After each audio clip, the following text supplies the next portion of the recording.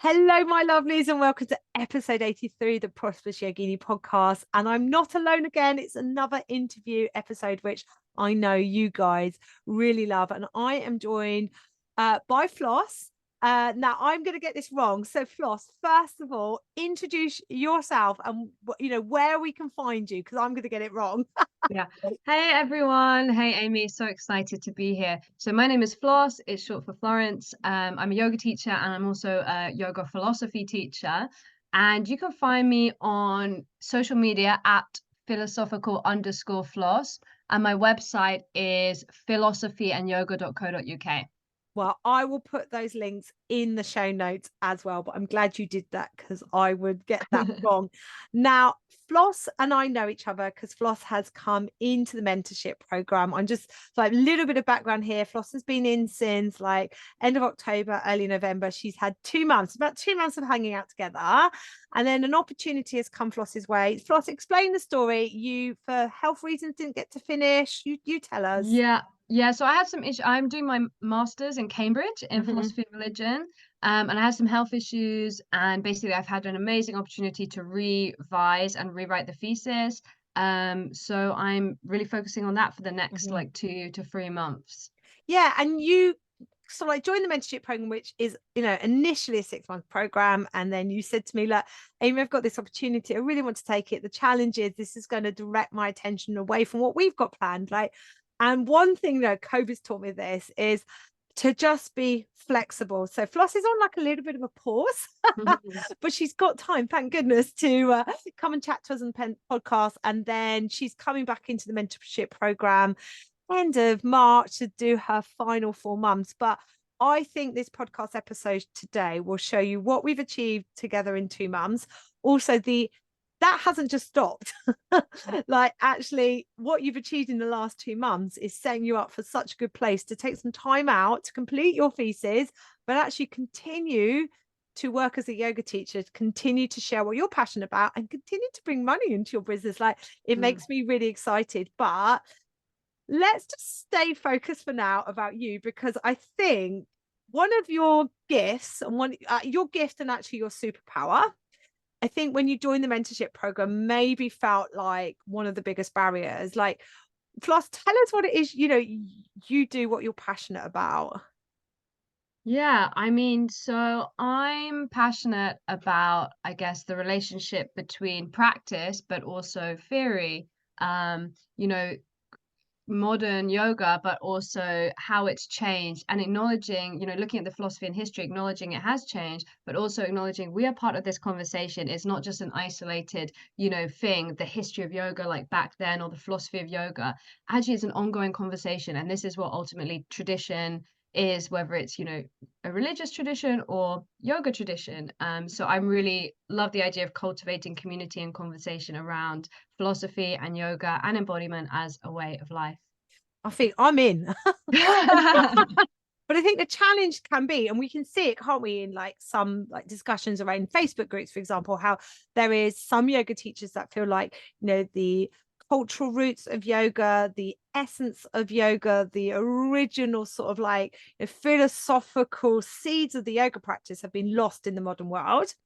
There are yoga teachers who quite openly out there, like I call them like the atheists. I won't name them, but like they're very open about the atheists. They don't even acknowledge the philosophical side of things. And then there's everything in between. And then almost like, am I going to yoga class for exercise? And I will want to say now that if many people's initial route into yoga, maybe I want to get fitter, I want to get stronger, I want to get more flexible.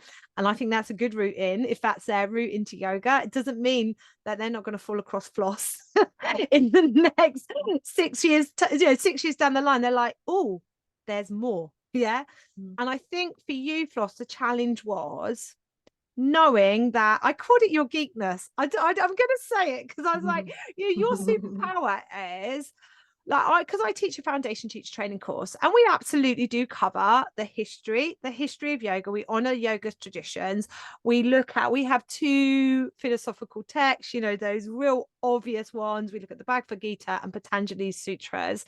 And I love Patanjali Sutras, and Jane, who are on my foundation teacher training course, she runs the Bhagavad Gita. But we very much I'm honest, we scratch the surface. It's a yoga teacher training course. Like, and I think like philosophy, you're proving is, you know, you're studying for your masters in it. Like, it's a deep, deep topic. And I think it is not necessarily at first for everyone. And potentially, if you have the mindset of I don't know, not, you know, not everyone's going to be interested in this, you put this out, and am I putting people off? I think that was one of the questions. I think like you had a workshop, I can't remember what it was, and you were struggling to fill it. What was it? I can't remember it. Was it Yeah, so this was the first kind of workshop I'd ran where I'd rented the space, etc. And it was on inversions, a philosophical and practical exploration. And I guess my thinking was, okay, I got to sell a thing, of course, and people love inversions. It's kind of spicy, you know, it's kind of special. And I can combine it with kind of an exploration of like the philosophy and history of inversions. Yeah, which is what I did. And I think I said, look, this is going to, there are a group of people out there who would really interested in that. Yeah. And if you had just marketed that as an, you know, a workshop exploring inversions with, because you had the picture, like a picture of like an old, you know, the philosophical picture, an old, you know, an old guy in the forest in India, the cartoon image. I was like, yeah, it's from it's like a little painting from a manuscript. Yeah. But if you've done a picture of you, because there's some beautiful pictures on Floss's website of you like in a headstand, in crow, like in really funky bright yoga gear with graffiti at the background. If you just that picture and, you know, like explorations into inversions, I think you probably on the surface would have sold more people into it. Right. The challenge is, would you have sold your person into it? And I think this is what the mentorship has helped you step into your power. Because I said to you, like, as a trainer, I would love you to come and work with my trainee teachers, because your subject knowledge in terms of the philosophy and history side of things greatly supersedes mine. And I think that was the first thing that woke you up to, oh, hang on a minute. There were some other things that I think in terms of mindset were holding you back. Can you remember what they were? Well, do you mind revisiting them? yeah. No, seriously, I just want to say, like, in general, I found the whole process of like both being on the mentorship has just been a process of me kind of stepping up, and I guess it's given me like the security to and the kind of more confidence to step up in, I guess, into my power and doing more things into my business and so forth. But I think there were things holding you back, not just this sort of like, oh, not everyone's into the philosophy side of things. Yeah, but want to come and do yoga, but there were other things holding you back. But this is my point. Like, it's completely been like a kind of like journey of my own, you know, psyche. Like, seriously, constantly like really reflecting on my, you know, I guess like embedded insecurities and beliefs. For example, you know, generally like I'm too young, or I'm not experienced enough, or a lot about content online, people get annoyed with me. And I've noticed, yeah, when I kind of do put the most effort into really like do what I love and share that, then yeah, people or at least some people like it. Your tribe likes it. So like there's a lot to unpick there. Let's go with the one I was hoping you were going to pick up on, like really that it kind of was they were meshed into each other. That I'm quite young. So how old are you? Do you mind sharing? I'm 27 years old. Oh yeah, I'm 45. Well, you are you're young, but you're not, you know, you're not young. And just because you're 27, and there will be yoga teachers that are younger than you, your age does not define you. Plus, all ages and all people practice yoga. That's the first thing you got to remember. And then you also were like, oh, I'm not very experienced. And how long have you been in yoga? You've been qualified for 5 years? Is that 5 years next month. 5 years. So 5 years, like that's not an inexperienced yoga teacher at all. That's 5 years. And I think this is one of my points I made. Like, there aren't P plates. So you do your yoga teacher training and then you qualify and you're like, oh, I'm a newly qualified teacher. At what point are you no longer a newly qualified teacher? At what point do you drop that, oh, there's all these more experienced teachers around me? The other challenge, I think, you're in Cambridge. And obviously there's some established studios in Cambridge. We won't name them, but there's obviously probably a lot of very established teachers. And it'd be easy to fall into the trap of compare and despair, or waiting for validation from a particular student to say, a studio to say, yeah, you're a good enough teacher. Whereas we don't need any of that to step into our own power and serve our tribe. And I think that was, for me, I'm smiling. I'll never forget. It was on a coaching call and you were talking about, obviously you were in a student city, your friends are all going to be your age, and I said to you, like, there's definitely going to be some blind spots. I'm 45. I can't fully empathize with your generation, but I tell you what, I feel like your generation are told you're screwed.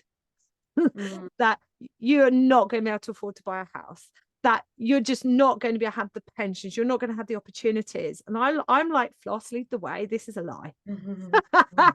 This is a lie. And what I think your generation, it's quite exciting. You're going to get on with AI way better than I am. You're going to get on with technology, and technology changes way better than I am. And you're going to prove that actually maybe we don't need a house, or if unless I want one, And I think that really sparked something in you. I was like, you lead the way. You prove to your friends and your age group that you can make as much money as you want, that you don't have to wait, and it wasn't a time that passed you by. I think there is such hard for you guys right now. When I was 28, I think I was thinking about buying my first house. And it was, yeah. Like, and I know now that might not feel possible because of deposits and stuff that you need, but or might not be a way that you necessarily choose to live your life. But there's a whole world of opportunity and possibility out there for you, and that's really exciting.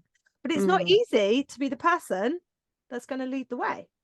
So let's go back to your geekness. So we got over the fact that you weren't experienced. You were an experienced yoga teacher 5 years, and nearly 28.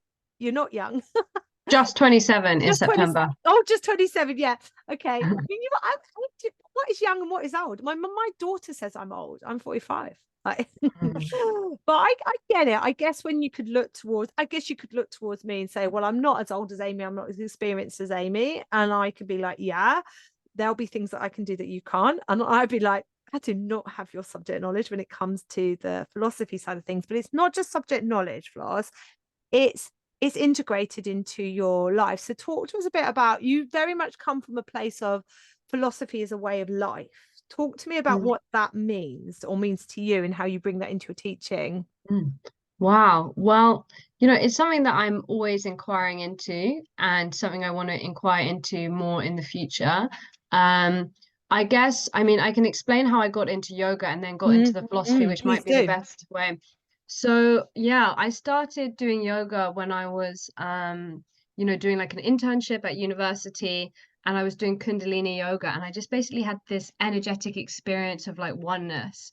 And I was like, okay, well, like this is going to change my life, because primarily, like in my academic studies, I was interested in the relationship between like subject and object, self and other. This idea of duality and plurality in the world. And this is common in like social sciences, which I was studying.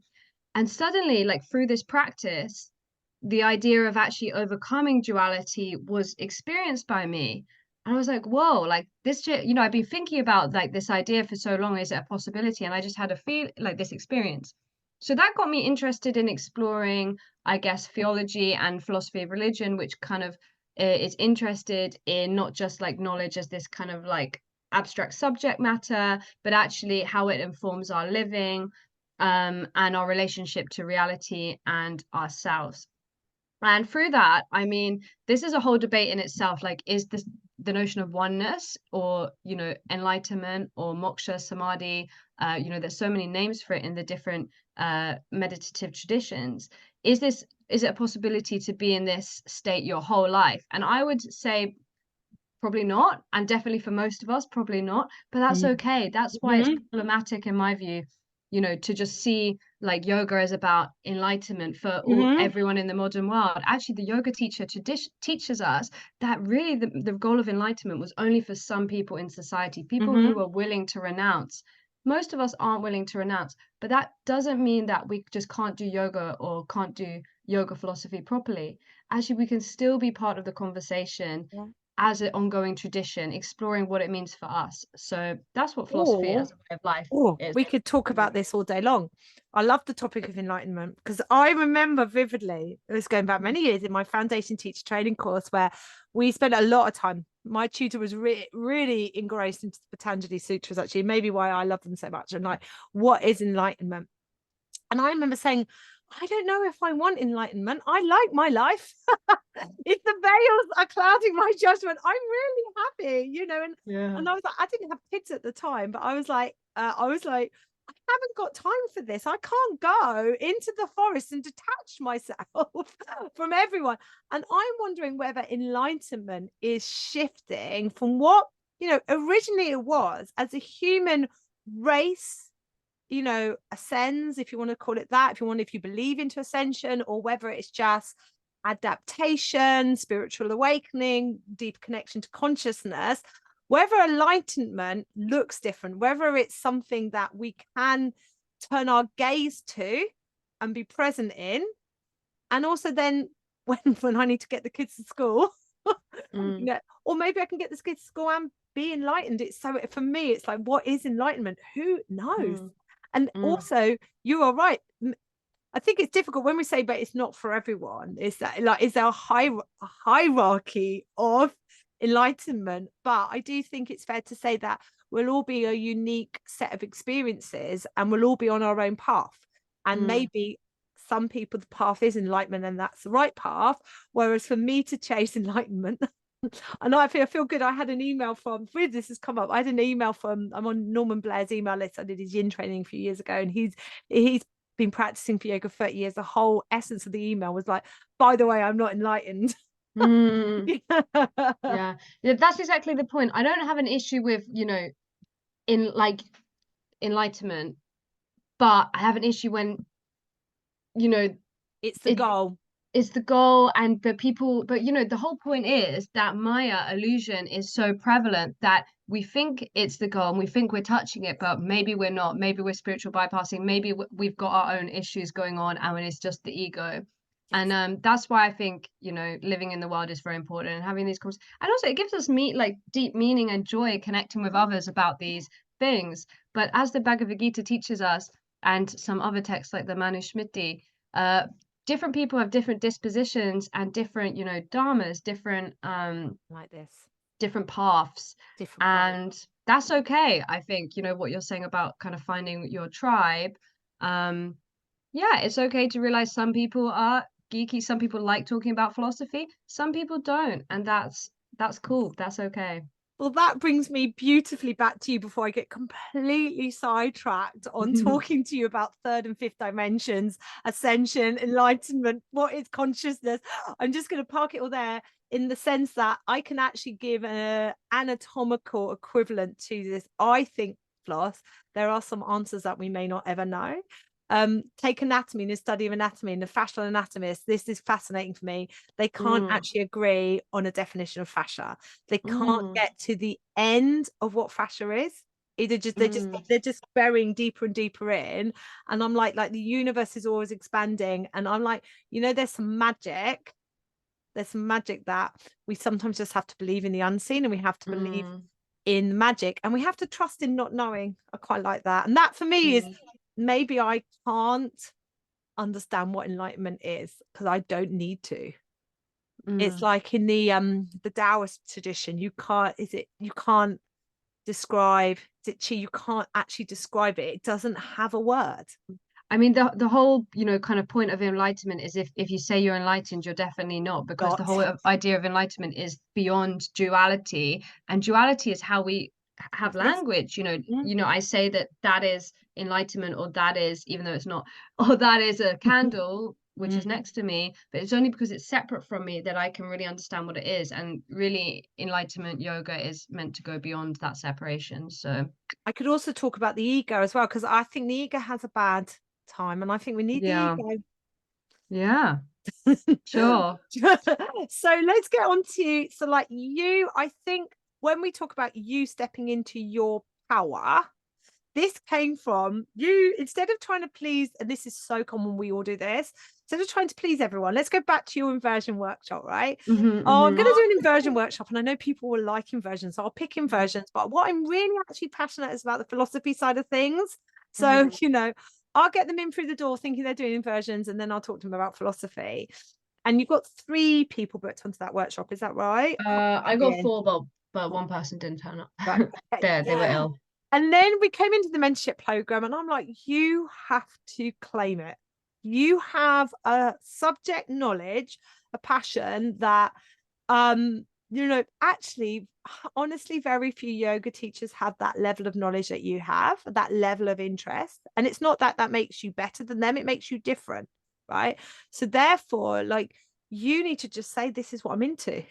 You know, and I was like, and then call it out, and your tribe will come to you. And I think there's 2 people in your tribe. There's those people that are like, oh, thank God, here is a yoga teacher at last talking about the philosophical side of things, and we can get deep into this, and it being part of the physical practice and beyond.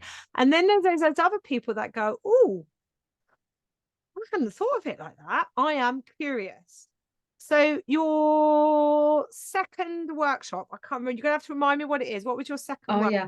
So I did a half-day retreat. And that was yeah, it had 2 kind of yoga classes, one more yang, one more yin, and in the middle it had kind of a philosophy talk. But what I learned from the first set, so in the first inversions workshop, it was like a talk and then a practice. And the talk, I think I got overexcited because it was kind of the first opportunity I'd had to just go blah blah blah, blah, or just to kind of like so excited about so many historical and philosophical ideas, which are very, you know, are a lot for the person who's never heard them before. Yes. Too much to take on. So in the second half-day retreat, it was more, you know, I know people love it when they get to talk and discuss, and I love that too. So it was a bit more simple, and it was just some different kind of, I talked a bit, and then it was some different points, and then we discussed and chatted, and there was cake, and that was nice. And then numbers wise, that way. Yeah, so that one was both a higher ticket offer, and yeah, I think I had like 7 people. And it was like £55 a ticket. And it was energy is everything, because at that point you'd got behind, first of all, being more you and claiming that.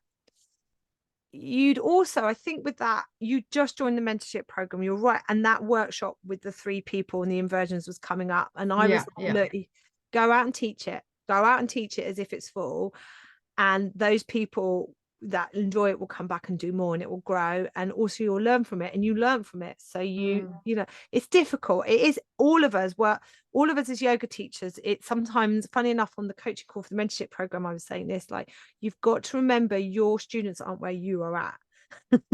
So, you know, not dumbing it down at all, but yeah, them listening to you talk for 3 hours about your passion may not be too much. What's the first step? So and it just shows how powerful energy is. Like I remember you going, oh my God, I've sold this many this quick at the higher ticket price, you know, and it just literally just came from you going, this is who I am. And it's hard because it means, like, not everyone's going to like this, not everyone's going to be interested in what I did. You showed up differently on social media, so tell us a bit about, I love some of your reels, like, what were you doing on social media that shifted? Say again? What you shift, there was a definite shift in social media. Yeah, I'm trying to remember when I started different things. But like more recently I've started, you know, more graphics and like playing around with colors and stuff like that, and investing more in, like, you know, kind of building Canva templates, which I can enjoy kind of consolidating my knowledge through. But I guess I started Philosophy Thursday. I think that was around the time of the retreat. So I every Thursday I do a little like reel of like kind of philosophy, history of yoga, and that's cool because I guess, you know, I get I get more confident as well. Like speak, I think it's something that you're not going to be perfect straight away, and you're never really perfect, but you're growing and learning more. Well, social media, where I mean, wherever we're building relationships, connection, community, is a practice. But Mm. yeah, that was it. It was your philosophical Thursday. I love it. Make sure you follow Floss on social media. Every Thursday she'll share like some nuggets of wisdom. I've learned stuff from you. I really love it. Now, let's just actually touch on that the Canva, the aesthetics of things, because this kind's got absolutely nothing to do with your passion of philosophy. This was more, I think, as part of the mentorship program, Flosses will come in on the one-to-one option 2 level. And as part of that, I review her website, her social media. And like, none of us are yoga teachers. We're not trained in this. I only know this stuff because I've been practicing and like learning for the last 14 years. But I was like, I went onto Floss's website and it's so full of her vibrant energy. I love it. But I was like, Floss, this is very noisy. Like, it's really hard, but we, like, you've got to grab someone's attention, whether it's on social media, whether it's on a flyer, or whether it's on your website. You've got to grab my attention. And if it's hard, if I have to process lots of, when I mean noise, like lots of different types of text, lots of colors, lots of images layered on top of each other, then my brain will find that that's too much, and I'll go, ugh. You know, like when you go to a restaurant, have you ever been in a situation? You go to a restaurant Mm, and you mm, open the menu, and there's just so mm. much choice. You go, I really don't know. I'll just have Diet Coke and chips. You can't process that. Whereas if you Mm, go and you open it and it's a small condensed menu and you can see very clearly what's on offer, you'll make a much more aligned choice. mm, That's the same. So all of that sort of like getting down with Canva templates, getting clear on not using too mm. many colors. I know before we hit record onto this podcast interview, you were saying, oh, I've been playing with my website. Yeah. Yeah. This is all part. Thank you for modeling this. Yeah. Because you're a yoga teacher. You're super passionate about the philosophy and the history side of things. And like Floss and we need to come back and have our own podcast interview where we just talk about what enlightenment may or may not be, and making friends and utilizing the ego, not beating the ego up. But this side of this, I think so many of us can go, well, I want to teach yoga. I don't want to be doing this, but like, have you enjoyed like the process of refining this Oh yeah, I've stuff? really, really, really enjoyed it. Yeah, I really enjoy it. Tell It's me about your great. website. What have you been doing on your website Oh, then? the website's a bit of a trickier one, because you're right, it is busy. Um, yeah, so that one I did play around with, and then I realized actually I need to kind of replicate the page and then actually do it. So I'm gonna have to, do some research into that. But just making it look more sleek and Mhm. modern. Have you got a Uh, Wix website? yeah, Wix, Okay, Wix. so like, first thing I want to just say to everyone, like, none of us are website builders. And like, Mhm. if the whole website build thing is causing you stress, like, then what does it cost to pay someone to do it for you? My only caveat that with that, guys, is like, a website is never one and done. They're always evolving. Floss is evidence of this. There's always going to be your desire, your want to go in and tinker. So if you get someone to build it and then they don't show you how to use it, Mm. and then if you want to make any changes, you have to pay them, that could be a problem for some of us. Or if you like Floss and you've got Wix, like, there's loads of examples of good Wix websites. Google Wix websites templates or Wix websites. Find some Mm. sites that you like the look of, and Mm. copy them. I mean, there is some guidance in the mentorship program as well in terms of like website. The best thing I could say with website is a confused mind says no. So make it clear, crisp. People, I'm guilty of this. Mine's the same. Too much text, often too much copy, they say. And then the other challenge I really find with websites is optimizing it for your phone. Most people will view your website on a phone. So when I'm tinkering with my website, I will have it up on my Mac, editing it, and then I have my phone in my hand, and then I check it on my phone. And the advice now is actually optimize it for phone view over desktop view, which is Mm. really interesting. But Mm. the website also it's just shop front. Yeah. The other thing you've done really well, I have to say, since being in the mentorship program, is I love your emails. I've got an email from you today, and what's good about your emails is going back to that, philosophical. I'm just loading my emails. What was the email today that I got from you? I loved it. Your philosophical Thursday, your emails. Hang on. Where is it? I'm always loved going upside down, but had to stop for a while. And there's this beautiful picture of you in a handstand. There's a little bit of look.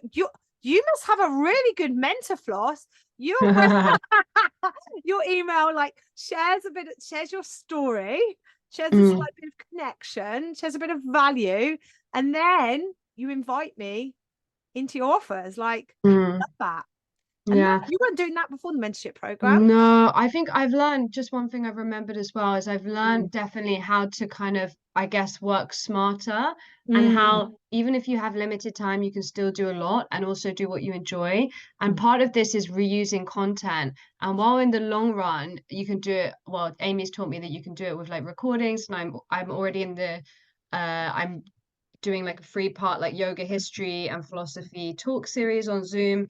And I've done the first one, I've got 2 coming up. So I could turn that into a course in the future. But even just on my general content, stuff on Instagram, I make what is bandit, what are the banders, and a kind of carousel, and then I made that a blog post. I'm just remembering that was the email. I got that. I love it. Oh, great. Yeah, I made that a blog post. And then my Instagram post yesterday, that is the same content that's in the email. That's it. And it's just, and even I found having the colors. So one of the things, Amy, you recommended on the kind of pre-record or on one of the sessions, I think it's the pre-recorded stuff, one of the modules was to invest in the Canva Premium. And just when you said it, I was like, I'm gonna trust Amy. She says it's good, so I'm just gonna do it. It's 100 quid, I'm just gonna do it. And already having the color scheme has just made me, and I got my hair cut. But even it all mattered. But my new jumper matches my color scheme, and I love it. And I bought it anyway, but it's just coincidentally matches. And I feel more kind of I feel more comfortable producing content because I have this kind of structure of color. I get overwhelmed, I guess. I have a structure of color and Canva and stuff to kind of help me and these different templates. All of this, what I love is all of this comes from this hasn't been one thing. This has just come from you going, you know what? I totally love the philosophy side of things. This is what I'm passionate about. And, and I do teach vinyasa yoga. I mean, you talk about it. It's more like it's an embodied flow, an exploration of the body. This is what I'm about. I'm going to claim it. And if you don't like it, if this is not for you, that's okay. You can do an inversion workshop that just focuses on inversions. It doesn't make you better than me, that teacher better or different to me. It's just that we're different. And this is filtered through into all aspects of your business, and your life. The hair, we were joking about the hair, but you've gone from this lovely bob, you're like the sophisticated bob. And I'm moving house after I've been complaining. I've been complaining to Amy about a few things. I've shifted them. Energy is everything, right? And we move, yoga teaches us that we move in and out of the flow of alignment. We cannot be in alignment all the time. I don't think human beings are meant to be. We're meant to experience contrast. We're meant to experience dissonance. What the difference is when we're I'm experiencing this, how can I make it different? So I'll invest £99 in Canva Pro, which not only gives you your branded colors, but also, I don't know if you know this, if you upload a picture and you go into colors, you can then see what pictures are used in the colors are used in this picture. Canva picks out a color spread for you, so you can get, I mean, honestly, I can spend hours in there. But Canva honestly makes life easy. The only thing I would say with Canva, I don't know if you've experienced this, Floss, sometimes I go down a Canva black hole of oh, I'll look at this one. Oh, what does that one look like? And oh, what does this one look like? Have you had a Canva black hole? I've just taken a lot longer than necessary to do stuff. Yeah. Well, I think we're all guilty of that. The last thing kind of on really measurable results, because we've Mm, talked obviously a lot about like how you stepped into your power and how mm, energetically like it was like a, you know, like a dominoes, everything falling into line. mm, But you've got tangible evidence you shared. mm. So in the 2 months, right, period that we've really been hanging out, what happened on the sales on your Wix website? Can you share So that data? I'd had a Wix website for since I'd basically started being a yoga teacher, and it was only a week before, or like 2 weeks before, that I joined Amy's program, that I decided to make the decision to upgrade so that I could actually take payments on my website and it not just be, you know, a random kind of like empty website. And in the time since I upgraded, I made, and I was scared I wouldn't even make enough money to justify upgrading. But yeah, I made like over It £600, is which wonderful. I And was just to happy see that about. graft. Yeah. And not just that, it's like, it's not, nothing's a one and done. So it's, your website's not a one and done, but this isn't like, oh, Floss has done this, this, and this, and now she's made £600 in this time period, and that's it. It just evolves. It's just, you're like, oh my God, this is like, it's like a yoga practice. It's like the study of philosophy. It's like, where does enlightenment end and begin? Where's the end of the universe? Like, where expansion, it's just tapping into this. And that kind of leads me to Mm. where you are now, which is having a bit of a break in the mentorship program, right? Because you're going to be studying. And I'm really, you know, totally, you're actually honored that I can be that person that says, yeah, have a break, not like, oh no, we made a commitment and you're gonna Mm. fill it, you're gonna, you know, fulfill that commitment. Yeah. But also it's not like things are stopping. The energy that you've already invested is carrying on. So what have you got coming up, despite the fact that you're working less? Yeah. So firstly, I'm hopeful that I will finish the dissertation early and then can rejoin the program Who's again missing us? You're earlier. missing us. You're missing us. I'm missing you guys. We're Um, missing you. or but stuff I have coming up. So I teach 4 classes a week in Cambridge, Mm-hmm. and then I have an inversions, arm balance, and banda workshop series starting this Saturday. This is in person on and this is like on embodied anatomy. So it's kind of it's inquiry, it's kind of philosophical, but and you know practical. And that's gonna be, I'm really excited because it's like I can put all my effort in to kind of create this like great thing. And then from that, I want to do at the end of January, I want to do like an online workshop, just like a one-off on bandas, Mm-hmm. with all that.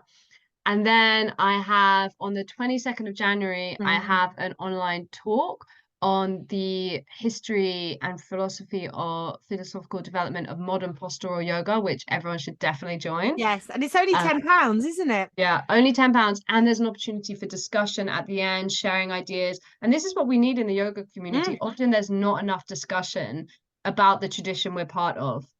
So And join. a discussion that isn't, dare I say, so ego-led. Like, sometimes you can be too scared to say the wrong thing, you know. Mm, I want to say, like, just listening to that makes me smile, because I know when you first joined, you're like, I'm going to do an online course. I'm like, okay, well, what happens if you just do some online live stuff first, and then you can repurpose that? And the reason why we've been leaning towards like sharing the philosophical side of things with online, I'm like, look, this goes beyond just yoga students. There's going to be yoga teachers that are interested in this. I know a lot of the guys in the mentorship program book on and love the one you did before Christmas. yeah. And I was like, the minute you offer it as an online thing, and it's going to lend itself really well to online, this stuff, you Mm, broaden your audience beyond where you live in Cambridge. But it's not like you've got to be like, oh, I've got an online business. Oh no, I've got an in-person business. Like, Floss is modeling hybrid. The other mm, thing that Floss is modeling is listening to that. I'm really excited for this, leaning into what you love. mm. But how many classes were you teaching a week? It About 8. depends. Yeah, it depended a lot. But yeah, between like, I guess, yeah, maybe like the most was like 12, maybe average like 6, 7, 8. Yeah. And this isn't like, I think, again, there's a lot of narrative out there like, oh, you shouldn't be teaching 12 yoga classes a week. I'm like, listen, if 12 yoga classes a week is what lights you up and it feels energetically good, I'm like, go for it. But Mm, for you, it wasn't. And you, I think, prompted a bit by the opportunity to finish your masters, but um you've realized by letting some things go and then leaning more into other opportunities that you love, that it can feel scary because you're like, I'm saying goodbye to this guaranteed income, but Mm, I'm not loving this. So I just like going to be brave and let things go from a mm, complete faith that things will grow. yeah. I will put in the Oh, show notes the mm. booking link Oh, to yes, please. on the 22nd. And I Okay. also have an online course. So this is a very funny Oh. anecdote. So I found the other day that I just an email from a year ago, like on my Mm, Instagram story, and it mm, had two things planned, and it's like two workshops coming in January and February. This is way before I even yeah, knew who Amy was. yeah. One was posture for through proprioception and online Mm, workshop series. The other was yoga philosophy, like course or discussion group. mm, Anyway, so I created posters for these and like kind of put them out there without, yeah, and just never did that. Like I had the intention, but I think I was overwhelmed and they just yeah. never happened.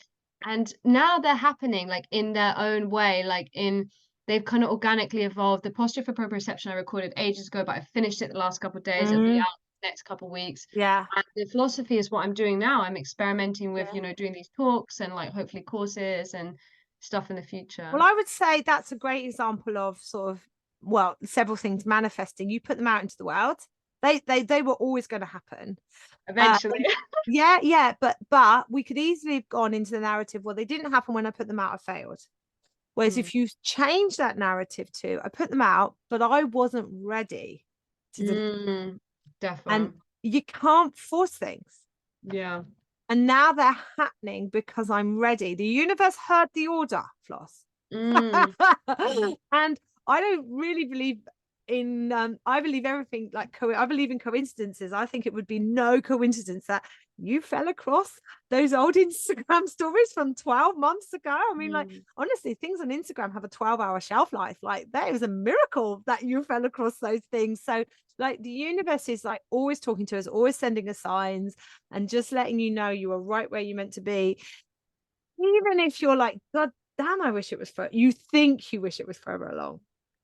So I will put all that goodness and I know I had a look at that online course. I gave you some feedback for that online course as part mm, of the mentorship program. So I'm excited for that to come into the world as well.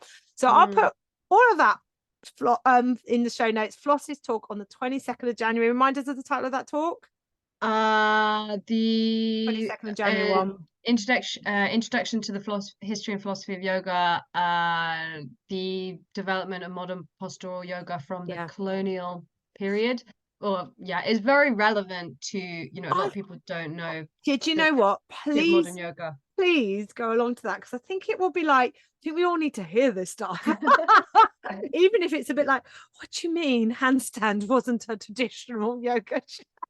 The main one is, what do you mean? Sun salutations are only 100 years old. Yeah, yeah, yeah. But it's like it's the first thing I'm taught. Yeah. Yeah. I know it's hard. I know it's hard. Yoga is always evolving in the hands that Exactly. practice it, and we are practicing. And it doesn't matter if it's, I think a lot of the time yoga is like, oh, it's been picked up by the West. It has been picked up by the West. It's been picked up by the human race, like the West Mm, and the East and everywhere in between, and it's mm. evolving. So 22nd of January, actually that's an important date. Maybe we're in line astrologically. That's also Oh, when the doors to my mentorship program open line. Hopefully, Phil, people who've listened to today's podcast have gone, wow, I need to get on this. But if there's anybody who's maybe not thought about having mentorship before or it's a bit on the fence, what do you say to them about, joining the 6-month mentorship program I offer? Well, there's so much I could say, Mm-hmm. and I will try and keep it concise. But in the yoga world, you do your training somewhere random, and then unless you do it, locally, and then you're kind of pop back into the world as an individual yoga teacher, and there's no structure, there's no sense of ongoing tradition, which I do go on about. Mm-hmm. It's very individualistic, it's very egotistic, it's very about like or at least I felt like, it's about being a good or bad teacher, it's doing it all for yourself. Mm-hmm. And it doesn't have to be like that at all, and you'll be much happier when it's not like Oh, that. do you know what? I just feel like I love that to be the reason because I mean, you may know, I come from a background from being in the Yeah, school education and yeah. like we qualified and then they had a uni NQT Mm, year. You had 3 years where you were extra monitored, or extra supported. Then I always mm, had people I could turn around to support. In the yoga industry, we're all just out there making it up by ourselves. Yeah. You know, and it can't be that is the way that it should be done. Mentorship should be, I think, industry standard, not Mm. that we turn to, you know, I offer more training courses and I love more training, but I think people should put mentorship before more training after their foundation teacher training. And I do think it's like, at least for me, it's been very much a like psychological, spiritual, mental process. Like I've learned a lot about Mm, myself as a mm. person, and also, you know, limiting beliefs, but also like just how I relate to ideas, people, myself. And I think I feel a lot of like transformation through this period Mm. of just challenging all these things that, and yeah, these kind of thoughts and No. And none of that's easy. So I guess when you're thinking, oh, should I do mentorship or should I do a yin training course? Well, that yin is just going to be a bit more easy, a bit more pleasurable for us. But our yoga practice teaches us that if we just like, you know, I just do shavasana, just shavasana in my practice, though it's pleasurable. If I'm lacking in strength, it ain't going to help me. You know, we have to sometimes confront the things that are stopping us from being our true self. And I yeah. feel like the other thing, I think for me, mentorship, well, this is one of the things that gets me, like the yoga industry is multi-billion. I go on about this all the time. I'm going to go on it and I'm going to be on my deathbed doing this, right? Predominantly female workforce, that rightly or wrongly, but predominantly female workforce. I've said 75%. I saw somebody the other day saying 85%. Who knows? Who cares? Oh. Mainly women, right? It's multi-billion dollar industry, mainly women, right? I want to say, if you're struggling to make money as a yoga teacher, let's do something about it, because it shouldn't be that Mm. case. And I feel like, you know, historically, women are brilliantly represented in the yoga history of yoga and the yoga philosophy and stuff like that. Mm. We have been suppressed, you know, and it's time to wake up and rise up. And I think that won't come from doing it by yourself. It will come from Yeah. coming together. And I think, Floss, like that's, you felt that in the mentorship program. You came in Mm. the door and all of a sudden you're greeted by another like 20, 30 plus other women who are like, yeah, let's all do this. Who And are like, so supportive. This is the thing as well, like having a kind of supportive girl gang. yeah, supportive girl gang. And there's like, you know, Mm. you may be our youngest member. I think, I don't know. Woo! Yeah, maybe. So Floss from 27. And then there's like, I think our eldest member is, yeah, 60, right? So there's that age, depth of Mm. age. And then there's like, you know, people in their menopausal yoga, perimenopausal yoga, Mm. pre and postnatal specialism. Obviously, we've heard Floss's specialism, Kundalini, Vinyasa, Ashtanga. Like, Mm. it's so diverse that you're like, gosh, there is room for us all. And if we Mm. all support each other. So the Dawson Mentorship Program opened 22nd of January. Woo! There's two options. Floss has been working at the higher option, the option 2, where you get to work with me a little bit more one-to-one. There's a cheaper option 1, which you still get all the benefit of the mentorship program. Both of them, like Floss says, are going to be transformational. Doors open 22nd of January to the 31st of January. And honestly, listen to Floss, go back and listen to Caroline's story. I can't remember, I think it's episode 81. Like, this and these, I haven't picked on Floss and Caroline because they're the only two. This is just like everyone's experience of the mentorship program. They were the only two that said yes to me, talking among. And I'll just add one more thing, which is Yeah. I think what is unique about this mentoring program is it combines there's a lot of advertising for business mentorship, but this actually gives practical, and I think the two are so interlinked. And for me, it's been most useful, Amy telling me, actually, you're a brilliant, like seeing my teaching, you're a brilliant teacher. This has changed. I've been like, you know, it was my first time teaching again today in the new year since you said that to Yeah. me. And I've just been like fully embracing it. I've just, that's just what this so, but there's, I remember when you sent me your online course to sort of like look at and think about content, and it was more like, let me know if I'm a good enough teacher. And I watched it, I was like, Floss. But you're right, and I think I must big this up more. I really forget, but I come at it with two hats. I've been in business for 14 years. I've been a yoga teacher for 14 years. Yes, there are people out there that can help you with the business side of things. I can help you with both, and you are right. The two are interlinked. It's like we want to separate the human body into systems. You can't. Yeah. You can't. The physical reality and the unseen, they all exist as one. Your yoga business exists as you as a teacher and you as a business owner. So, you know, I'm going to say just woman up. Let's step up and do this. Yes, it's 2024. And like it's got to come to a point where you're like, I'm done and I'm going to share my gifts with the world, help people and make money. And like Floss, I tell Floss, I'm going to lead the way. Floss is leading the way for her generation. Yeah. Mm. All right, my darling, thank you so much. I can't wait to have you back in the mentorship program. And like I said, all of the stuff about Floss will be in the show notes.